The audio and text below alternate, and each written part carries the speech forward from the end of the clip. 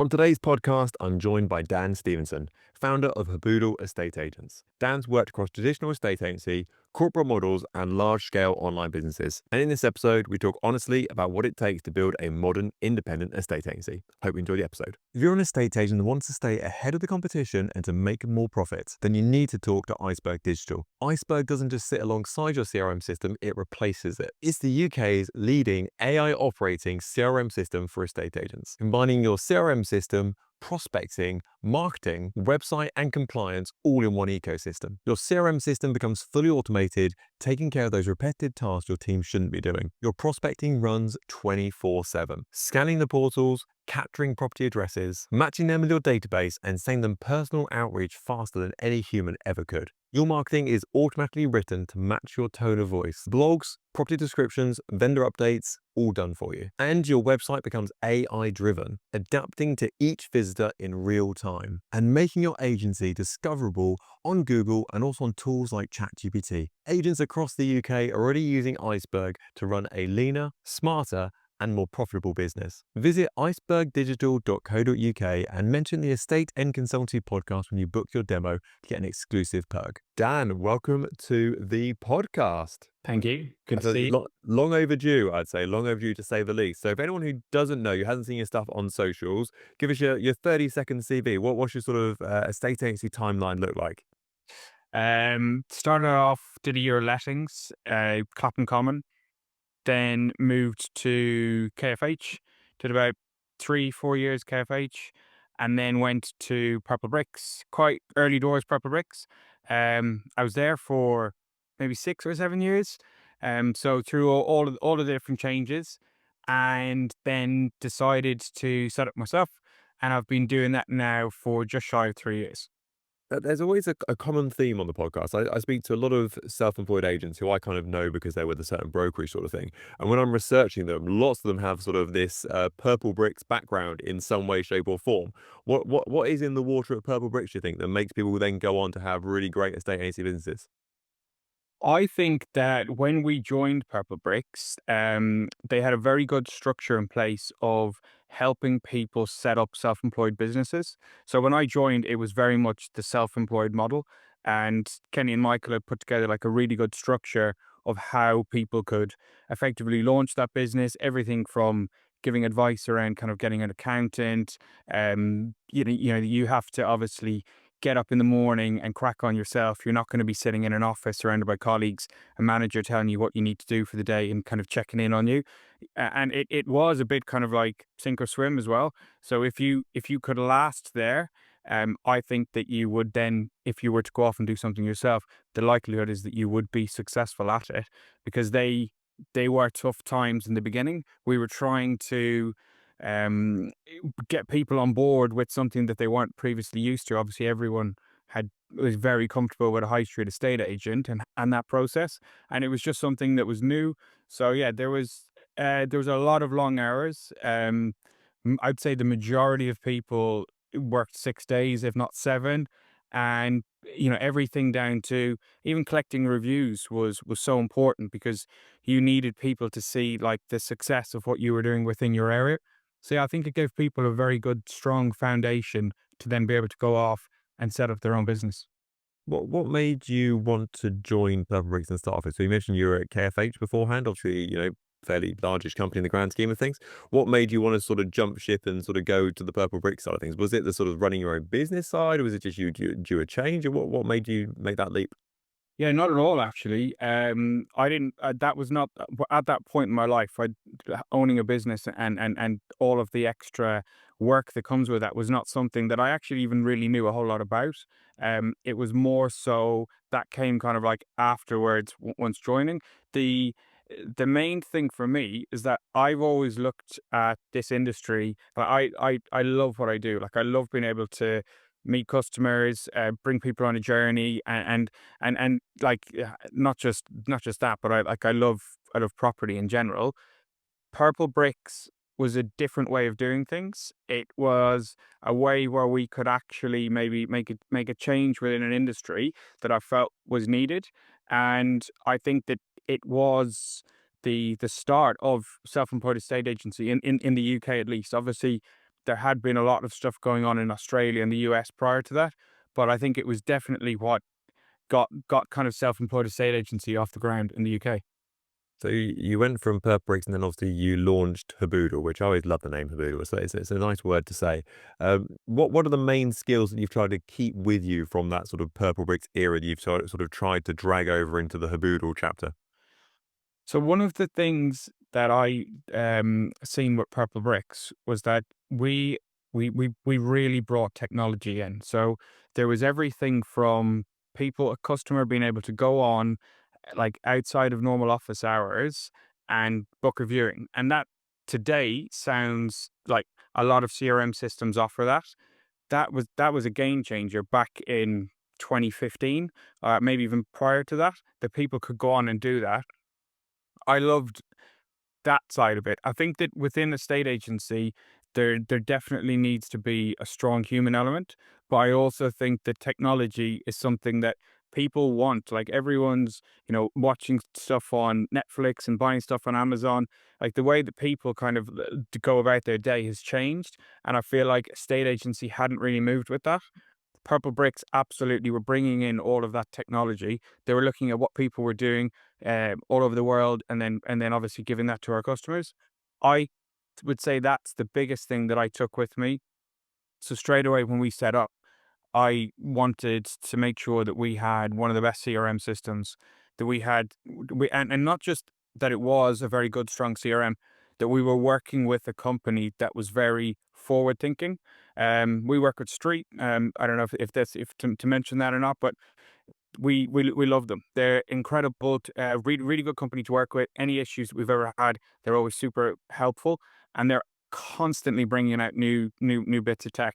That was important to me, but equally, I wanted it was the way the Purple Bricks worked, and what I wanted to kind of bring in was the a customer could meet you in their living room. You have like a conversation, you talk about what they need. And that could be anything. It could be someone that's going through like maybe a difficult time in their life, or that they live in a different country and they need someone who can kind of offer them a slightly different service, maybe something that they might not be able to get from a typical 9 to 5, and that we would be able to kind of build that for them and deliver on it. And I think that's kind of one of the big things for me was that if I go in and I sit in someone's living room and I tell them that we are going to do everything we can to achieve their goals, I think that's only possible if I am there to do that with them. If I'm telling them that we're able to do this, we can do that, and then I disappear off, I feel like I've already let them down. So that was a big element of when we were at Purple Bricks. We would sit in someone's living room. We would go through the process of how it worked, what that journey might look like for them, and then we would be there on the day to hand over the keys to the new buyer. And that's something that I stick to, even if it's a case of blocking out half of my day waiting for a completion to take place. I will do that because I know that's important for people, and I think that that's one of the big kind of like fundamental differences that you get within self-employed. Like if like, and I speak to lots of other self-employed estate agents like locally here, and I think everyone's got that same kind of feeling of we. It's not like we can all say that we're different and that we've got like some like special sauce of how we're going to change people's lives, but really, it's all just about actually just caring about our customers and actually really being able to have the tools to be able to deliver for them and not have to be confined by kind of like a corporate business who tells you what you can and can't do. So you open the doors on Haboodle, and you obviously go from having what I would imagine would be a very full calendar with Purple Bricks through to what I imagine was quite an empty calendar when you first started. So sort of day one, you lift the shutters and turn that sign around the door saying that we're now open sort of thing. How do you go around growing your business, getting your first instructions, getting listings? Talk me through those sort of first couple of months of launching Haboodle.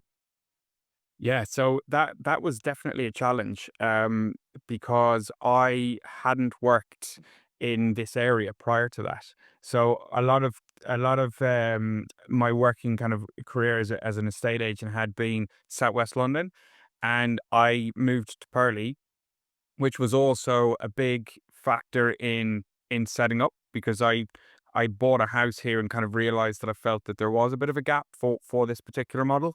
But I didn't know anyone.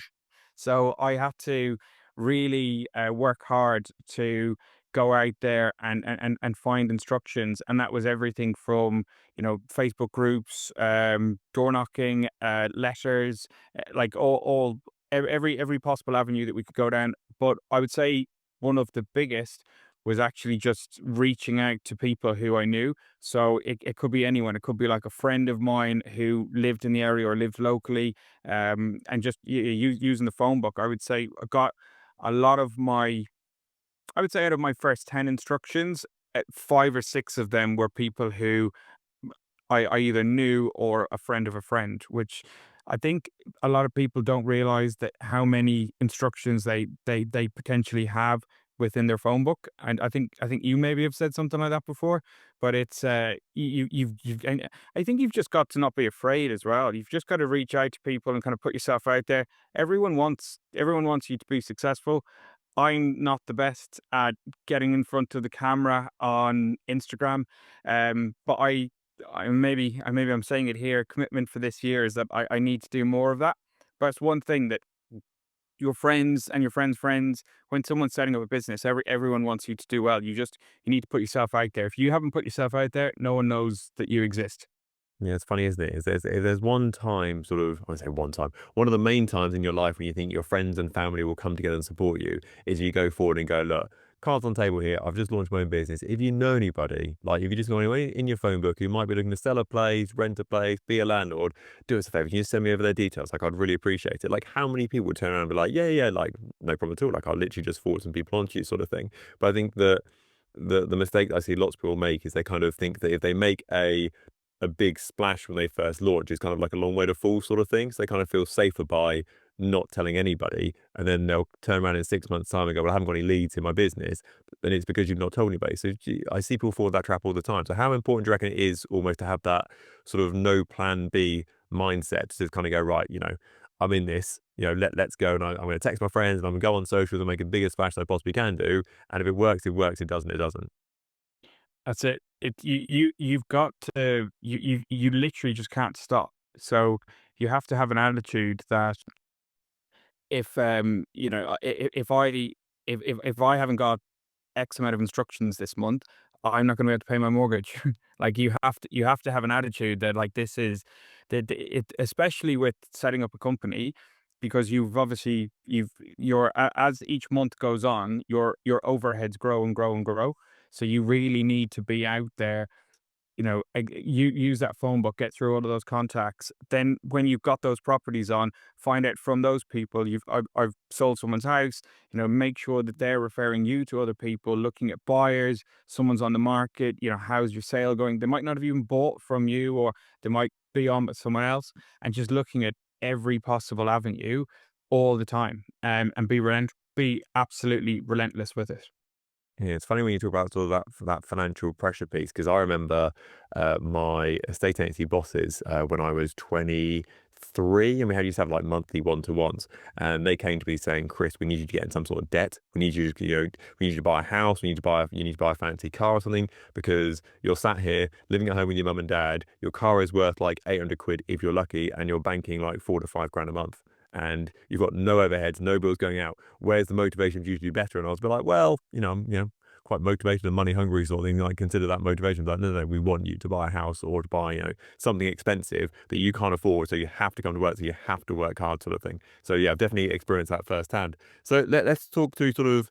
I don't want to say mistakes you'd made, but changes you would make. If you could go back in time now and have a chat with Dan when you first launched Haboodle, what would have Yeah. been sort of the one message or change you'd go, come on, Dan, that's a terrible idea. Don't go in that direction, go in this direction. So what would you kind of teach your younger self there?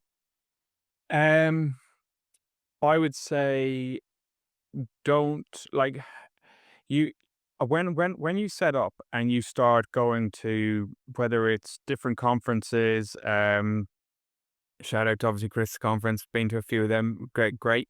But some of the ones like property marketplaces like that, or just people you obviously set up a business, you'll find that there's an awful lot of suppliers will sell you the world and tell you that they're going to be able to be an absolute game changer in your business. I would actually say when you set up initially, just keep it really simple, and just have those kind of like find out how you're going to get your leads, how many leads you need or how many valuations you need in a month to get X amount of instructions, and build it around that. And then when you have maybe a little bit of extra kind of spare change and you want to look at some other different lead gen options, look at them then. But I do think that early on, I looked at quite a few different bits, and some worked out, some didn't, but I think I wasted a bit of money on a few that, if I went back now, I probably wouldn't have. Um, but I would say that don't like don't stop. Like sometimes I think what people will do is, especially in their first bit, they might have got those 6 instructions from family members. Everything that you do, like if your letters or whatever it might be, that you need that needs to keep going. So you need that to start from day one. Just because you've had a couple of successful months doesn't mean that you should stop. That has to be because the phone book, you might run out of contacts, so you need to kind of keep building those in the background, spinning multiple plates. Um, I also think that if you have like with us, one of our big things that we do is the media side of it, is like professional videos, photos, and just go like we just went all out, and that's what I think really kind of helped us grow, because from early on, whereas I think sometimes other people at the beginning, they go out and I don't know, maybe take photos, videos themselves, and you're kind of, it's a bit of an uphill battle. I think that you need, if you're going to have a product, you need to have that on day one, and be delivering that on day one. um I'm not sure what else what else I would say. I think, just to kind of reinforce your point, that I think that the public judge a book by its cover every single day. And so if I or any member of the public saw a picture of a house and it had, a thumb over the screen and it was blurry and a bit wonky and whatever else, I would just go, they're a bad estate agent. I would just go, Yeah. they could be the most amazing, spectacular agent at negotiating and selling and listing your properties, etc. But if I see bad pictures, no floor plan, video tour missing, all this, I just think that's a crap agent. And so I think that people judge an agent every single day within a blink of an eye. You might be amazing behind 99% of the scenes, but that 1% that they see is terrible. Unfortunately, you're a bad estate agent in their eyes, and that's a very hard thing to kick off. That's it. So you talked about us earlier, which we can come on to very shortly. Talk through collaboration, because historically, and I'm sure probably you felt this in the corporate world slightly, it's very much sort of a us versus them sort of conversation when it comes to collaboration. But I've seen videos with people like Nelly, for example, appearing on your social media, who doesn't Yep. operate too far away from yourself. And they're, a completely different brokerage there with TA UK. There's lots of agents around you who you collaborate with who are nothing to do with the Haboodle whatsoever. So talk me through sort of the change in mindset or direction that you feel the industry is going on in that situation. Yeah, that's a really big one for me. I think part of that probably came from the background of Purplebricks as well, because whilst we were under the umbrella of Purplebricks, there was we did an awful lot of collaboration with each other. We would have obviously had all the different postcodes kind of butting up against each other. I think that that's just the future of a state agency. Like I think that I don't understand why we're in an industry where everyone looks at everyone else as like this like really big kind of competition. If we worked together, the estate agent that I think that collaborates the most and is happy to work with everyone is the estate agent who's going to be the most successful in their area, because you kind of have, you've got more keys than everyone else does. And I look at that going, if I it's like going to like a restaurant. I'll probably like to go somewhere that maybe you wouldn't like to. It doesn't mean that there's anything wrong with either of them. And that's a customer choosing which estate agent they want to use. It's just someone that has aligned with their values, someone who maybe kind of that they feel like they've gotten along with a little better. But I I should then be able to, if I have one of the guys who's kind of works locally to me has a buyer, why shouldn't they be able to work with me on that buyer for that? I'm mixing up my words. Why wouldn't I be able to work with them to help sell my customer's property? Like that's just a win-win for everyone. So I've any of the kind of the local guys around here, guys, girls, I've always made an effort to reach out and make sure that we've got good relationships, so that if that ever comes around, that they feel that we can work together. And I actually think the there's one aspect of selling properties, but the other is self-employed estate agency can be a little bit lonely, and it's actually quite nice that, you might not have had the best week, and you could pick up the phone and you could speak to someone and just have like a chat, and and they're like, oh yeah, I'm going through the same thing myself, or maybe give you a tip, or put you in touch with someone who maybe particular business problem you have, whatever it might be. So it's really, really nice to have that. We um Ravi launched a property yesterday and just posted the video. We've already had like two other self-employed estate agents reach out and say that they've got buyers and can we work together. And these are people he's never even communicated with. So it just shows that obviously the social media side, but the fact of that it's like it's already kind of got that open door. Like it's already that we can and we should be working together. Um, I really like it, and I think it's beneficial to sellers as well. And I think it's one of those things that if I was a seller selling a property and I could see that that network exists, I would definitely be leaning towards one of those agents.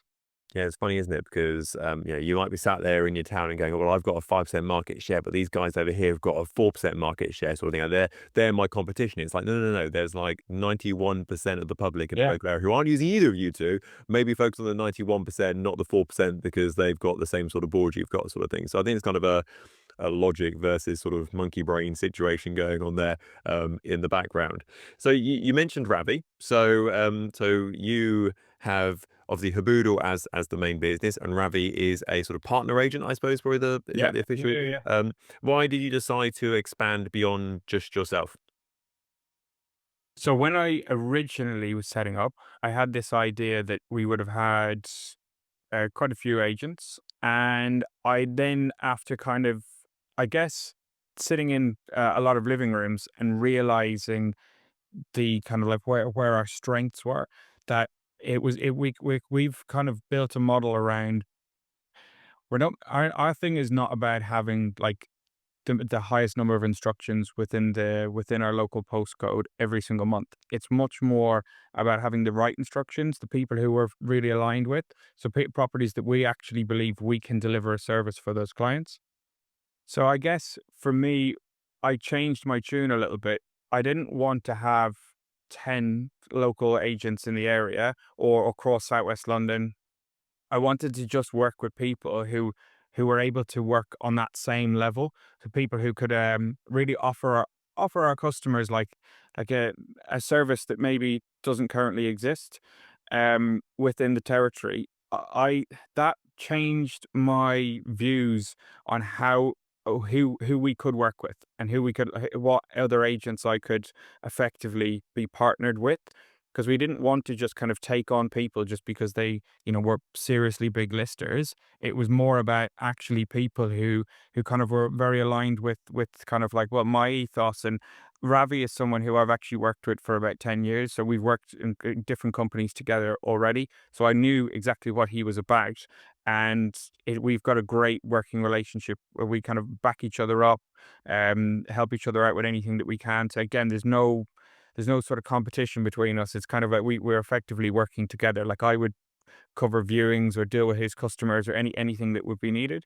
That's the way that I would like to work. So I'm definitely open to having a couple more agents and growing, but I'm not looking to kind of be rapidly growing. I'm not here trying to like recruit loads of people. If I was to come across someone who was keen and wanted to work with us, I'd definitely be open to having a conversation. But that's that's kind of more how I see it. Um, and yeah, of course, having people on board definitely helps with all the overheads. So that is definitely a factor that's in there as well. And how did your mindset change? I'm going to struggle to phrase this question correctly, so hope you'll get the gist of it.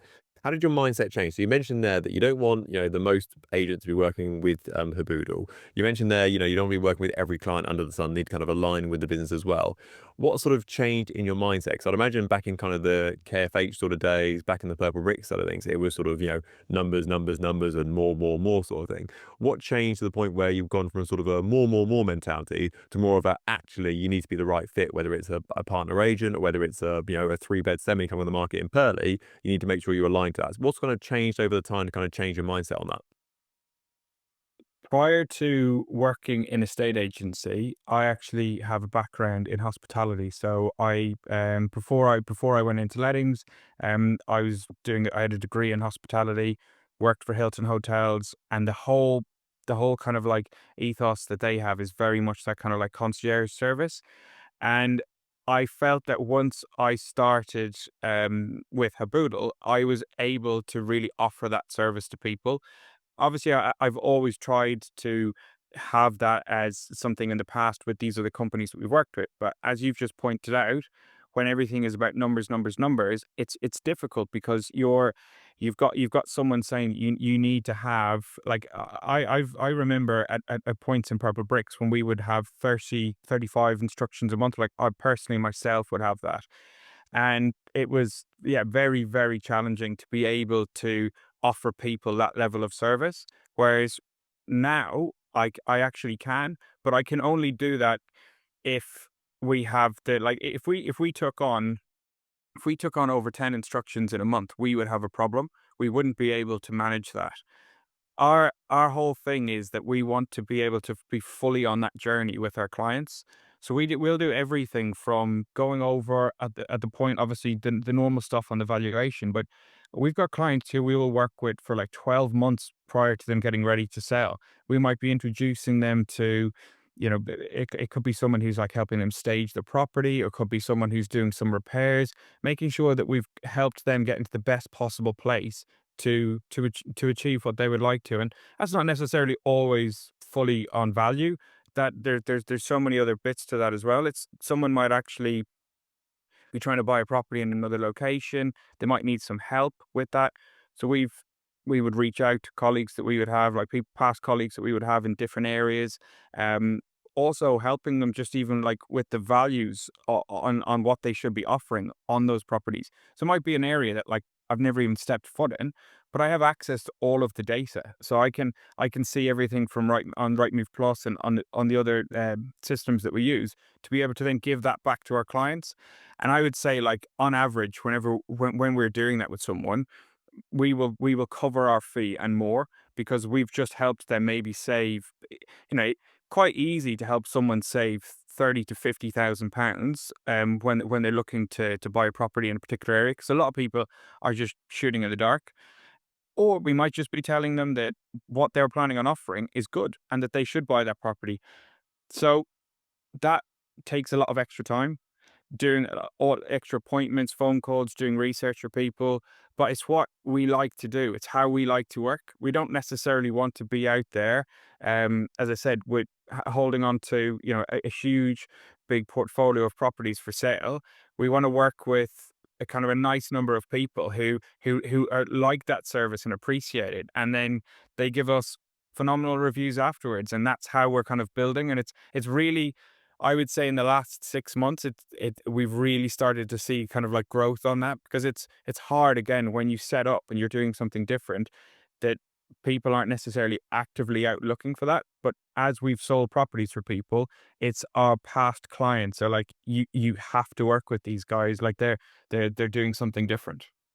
And how easier sell is that to the public? So if someone hadn't heard of Haboodle before, for example, they had a leaflet or saw you on socials or drove past a Yeah. booth sort of thing, because I'm sure that, in fact, well, I know you're definitely not the cheapest agent in Purdy by some margin. So how much of an issue do you come up against when people say to you, Dan, you're quite expensive, and these guys are doing 0.75% or whatever they're doing it for these days? How easy a sell is that for you as a business these days to come up against? And do you actually find that's an issue at all? Not really at all. I actually thought that it possibly would have been, but I think that when people see that you're going above and beyond for them, they feel safe with, because I think that one of the biggest things with buying and selling properties is that it's one of the biggest decisions you might make. Oh, and you might only do it a handful of times in your life. Knowing that you're dealing with someone who has your best interests, not that they just want another instruction on the board, someone who's actually saying, we will give you the advice on what rooms in your house you need to paint, and we will also introduce you to people who can do that for you, or we can help you with your roof repairs, or we can actually help you with your search. We might not know someone in that area. If we do, great, but if we don't, I will spend, like, it's quite normal for me in an evening that I might spend half an hour on a Zoom call with one of our clients, and I'll be going through showing them the data on different properties. I might we might go through one property and actually bin it off because it's not right for them. And while we're there, we will go and have a look on Rightmove to find some other alternatives. They go off and view them, and then we go back and research it again. So I think when people have seen that and that we've got reviews to back it up, and it's, I think, with anything that you do, provided that you go in there and you can actually show people a service, I I don't think that the fee is really that big of a thing. I actually think, if anything, that we're probably one of the most cost-effective options at selling your property because, as I said, if we're helping you save, then most of the time we're actually covering our fees, and if we're helping you with getting your property ready to get sold, we're actually possibly helping you get an extra couple of percent more on the value of your home. We had a house recently where we took on um, three good local agents, all said £800,000, and that was the correct value for the property. Property had been rented out for like 10, 15 years. We went round, met with the seller, and said, "Yeah, that is the value in today's market." I said, "But we could get you more money, but you will need to spend some money." So we got, as I said already, we got the roof had a few leaks. We got the windows cleaned. We got the carpet shampooed. House fully cleaned top to bottom itself, professionally staged. Garden was like overgrown, hadn't been touched in 10 years. Had all of that taken out, cleaned up. Um, she walked away with £68,000 above what she'd been told by us and the local agents for what was likely to be achieved previously. She spent 12 grand to do that. So I look at that and say that if you, it has to be someone in that scenario, someone who obviously wants to spend that and is able and has the means to do it. But whichever way you want to work with us, we're going to help you get a better result. We're going to give you value for money. Money, yeah. And that's a great story. I think you're definitely going to be on Elaine from Lemon and Lime's Christmas card list from putting that soundbite into the podcast about the preparation side of the property. So Dan, you've been really generous with your time today. So I've got one last question, if that's sort of okay. So there's one piece of advice you can give to an agent who's either starting their journey or established at the moment. What bit of advice would you give them?